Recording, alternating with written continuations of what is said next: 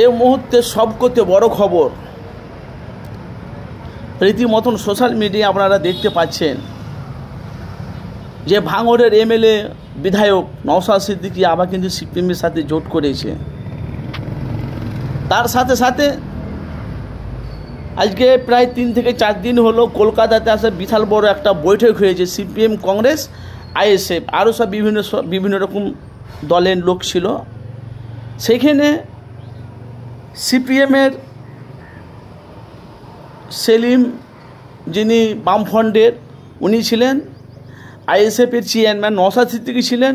কংগ্রেসের আরও সব নেতাগুলো ছিলেন। সেখানে নওশাদ সিদ্দিকী বলছে আগামী দিনটায় যে দিনটা আসছে এদেরকে বাংলা থেকে বিতরণ করার জন্য সবাই ঐক্য হয়ে মিলে আমাদেরকে দলটাকে জোট করতে হবে, জোট করে এদেরকে দেশ থেকে ছাঁটাই করতে হবে। সিপিএম 34 বছর বাংলা রাজত্ব করেছে। এই বাংলাতে যেভাবে জঘন্য যেগুলো হচ্ছে এগুলো কিন্তু সিপিএমের জামানাতে হয়নি।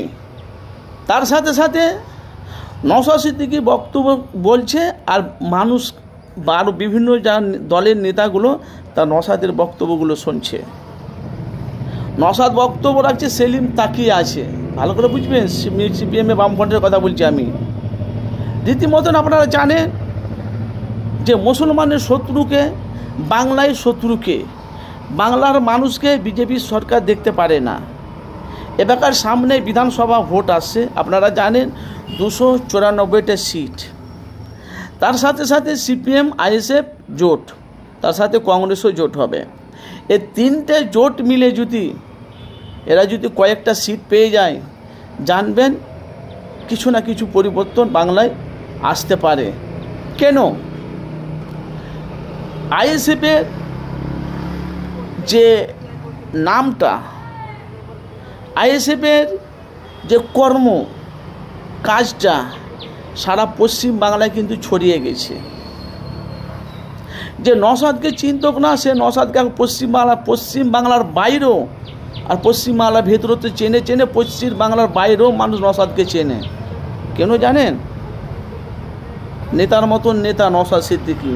বাংলাতে অনেক নেতা আছে, বিধায়ক আছে, কিন্তু আপনারা বুকে হাত দেবেন, নওশাদের মতন কোনো নেতা, প্রধান নেতা, বিধায়ক আছে? নেতার মতন নেতা নওশাদ সিদ্দিকী। আমি এসেছি কোনো রাজনীতিকে ছোট করার জন্য নয়। মানুষের হয়ে যে কাজ করবে, মানুষের হয়ে যে কথা বলবে, মানুষের হয়ে যে লড়বে, যে মানুষের পাশে দাঁড়াবে, সেই তো একটা পারফেক্ট বাংলার নেতা। সে বিধায়ক হোক, এমপি হোক, এমএলএ হোক, যেই হোক না কেন। তাহলে সামনে বিধানসভা ভোটে ওই সব বিরোধীকে বাংলা থেকে তাড়াতে গেলে আমাদের কি করতে হবে? ঐক্য হয়ে একজোট হতে হবে। একজোট হয়ে ওই সব মানুষকে যারা দেশদ্রোহী, যারা বাংলাকে মানে গর্ততে ফেলে দেওয়ার চেষ্টা করছে, অথচ করেছে, সেই নিয়ে কিন্তু নওশাদ সিদ্দিকী কিন্তু জোট করছে। তার সাথে সাথে আপনারা জানেন যে কালা আইনটা যে পাস করেছে মোদী সরকার, আপনারা জানেন ওয়াকফ বিলটা, সেটাকে বাতিল করার জন্য আইএসএফ তার ভাই নওশাদের বড় ভাই আব্বাস সিদ্দিকী উনি কিন্তু খুব শিগগিরই একটা ব্রিগেডে ডাক দিচ্ছে। তো ভাই দেখেন, বাংলাতে ভাবিয়েন না যে নেতা আপনার হয়ে কথা বলবে না। এ বাংলাতে আপনার কেউ নাই। যারা রসুলের রাস্তায় চলে, যারা নবীর রাস্তায় চলে, যারা দ্বীনের রাস্তায় চলে, যারা ইসলামের রাস্তায় চলে, এরাই জানবেন এরাই হলো বাংলায় গর্ব। সে গর্ব হলো নওশাদ সিদ্দিকী। আসেন সামনে বিধানসভা ভোটে আপনারা নওশাদকে আপনারা মজবুত করুন। দেখেন, কোনো রাজনীতিকে আমি ছোটো করতে আসেনি। আমি জানি বাংলাতে নওশাদ সিদ্দিকী মুখ্যমন্ত্রী এখন হতে পারবেন, এখন বহুত দেরি আছে। 10 বছর হতে পারে, 15 হতে পারে, 20 বছর হতে পারে, হবে নওশাদ সিদ্দিকী যদি আইএসএফ দলটা থাকে। এই জন্য সামনে বিধানসভা ভোট আসে, আপনারা জোট হয়ে বাংলাকে কিভাবে বাঁচাবেন, বাংলার পরিবারকে প্রত্যেকটা বাড়ির পরিবারকে কি করে আপনারা বাঁচাবেন, সেটা একটা চিন্তা ভাবনা করে আপনারা সে ভোটটা দেবেন। ঠিক আছে?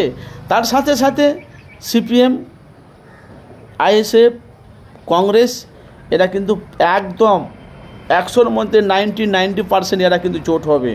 কেন? কিছুদিন আগে কলকাতাতে দেখলেন তো বিশাল বড় একটা বৈঠক হয়েছে। তবে আপনাদের মতামত জানাবেন, জোট যদি হয় এদের সিট কতটা পাবে আপনারা মতামত জানাবেন। আর নওশাদ সিদ্দিকী একাই যদি বিধানসভায় লড়তো তাও কটা সিট পাবে ভাই, একটু আপনাদের মতামত জানাবেন। আপনাদের অপেক্ষায় আমি রইব। ওকে, মতামত অবশ্যই জানাবেন।